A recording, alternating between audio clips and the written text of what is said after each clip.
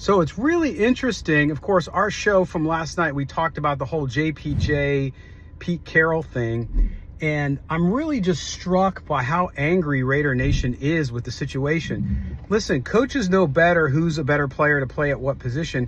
It just seems so odd, and why we talked about, Mo and I talked about it being so personal, because you couldn't understand it. Now, yesterday, after we recorded the show, of course, Chip Kelly came and did his press conference, and he talked about how he felt Jordan Meredith was a better center, and that based on his body size, JPJ was better suited for guard.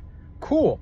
I said that yesterday on our show before the press conference. I said, listen, Pete Carroll, I said Pete Carroll, but it was Chip Kelly, needs to just explain why the move was made. So he gave it to us.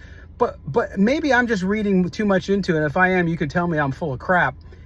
It just seems like they're on edge. The coaching staff does not want to be questioned. Pretty grumpy about it. And listen, the Las Vegas media has a lot of great folks in it, people who cover the Raiders. They're not hardcore a-holes. They ask relevant questions. They're not combative like you see sometimes in the New York media.